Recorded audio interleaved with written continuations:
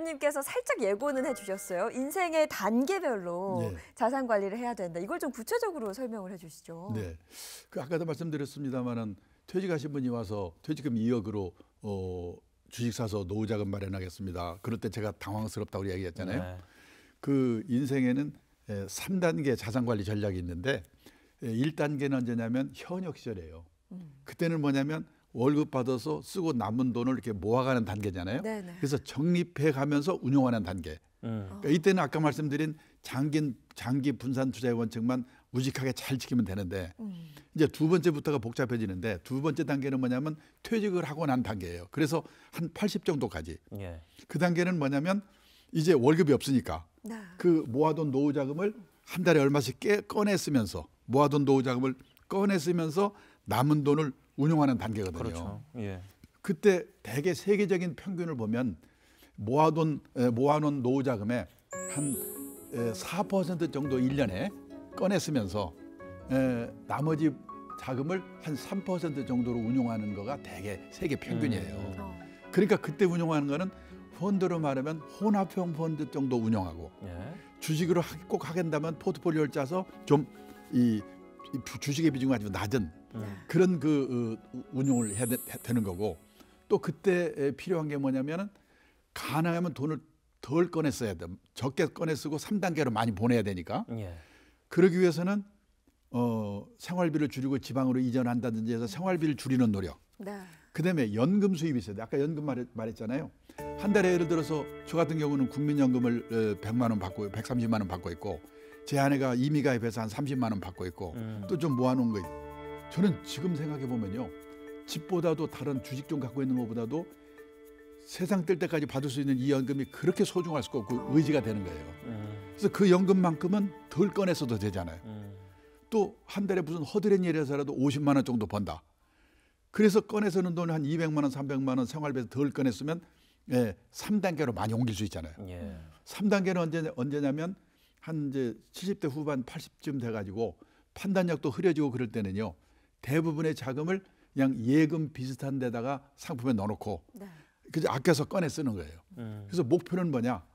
세상 떠날 때까지 내 노후 자금이 바닥나지 않도록 하는 거. 그러니까 노후 자금의 수명이 내 수명보다 길도록 하는 거. 이게 3단계 전략이다. 이렇게 말씀드릴 수가 있겠습니다. 이르면은 이제 50. 네. 정년까지 있어도 이제 60대 중반에는 이제 조직을 떠나야 돼요. 그러니까 회사에 있어 떠나야 되고 네.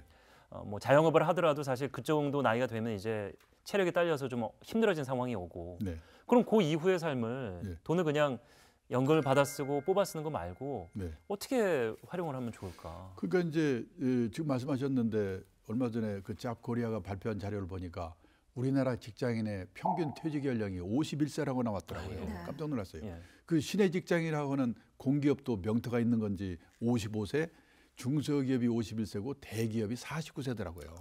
대기업은 예, 오히려 예. 이제 견디기가 힘들군요. 그렇죠. 그러니까 그러면 51세에다가 하나 더해서 52세에 퇴직했다고 가정하고 예. 그다음에 82세에 세상 뜬다고 가정하자.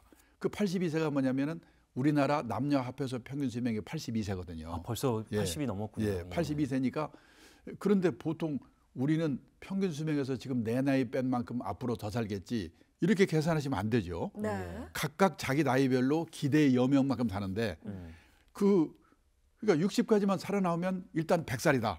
이렇게 보고 계획을 세워야 된다는 거예요. 그러면 3, 40년 긴 인생이 기다리고 있지 않습니까? 그래서 뭐냐? 그 시점에 생각해 봐야 돼요. 내 생활비가 모자라는가, 모자라지 않는가. 그 모자라면은 방법이 없죠. 수입을 얻는 일을 해야 되잖아요. 네. 우리나라는 제가 생각하기에 모자라는 분이 대부분 7, 80%라고 생각합니다. 예. 예. 선진국은 연금으로 된다고 그랬잖아요. 제가 놀란 게 학교 선생님 공무원 빼고는 연금으로 될 수 있는 분이 없고 보통 사람은 국민연금 하나인데 저도 놀랐는데 우리나라 65세 이상 고령자 중에서 국민연금을 이 노령연금을 한 푼이라도 받는 분이 43%밖에 안 돼요. 절반이 안 돼요. 월 수령액이 60만 원 미만이 80%예요. 예. 100만 원 이상 받는 분은 6.6%밖에 안 돼요. 전체 인구로 대비하면 엄청나게 적은 그렇죠. 인구네요. 그러니까 퇴직연금은 그동안 적립한 금액을 가입자 수로 나눠보니까 재작년에 나눠봤더니 3,200만 원. 통째로 받아봤자 1년 생활비 안 되는 거예요. 예. 그렇죠. 그러니까 뭐냐, 개인연금은 특별한 부만 있고 네. 이게 현실이기 때문에 결국은 그렇게 조기 퇴직하게 하면 뭔가 수입을 얻는 일을 할 수밖에 없는 거죠. 네. 예, 그게.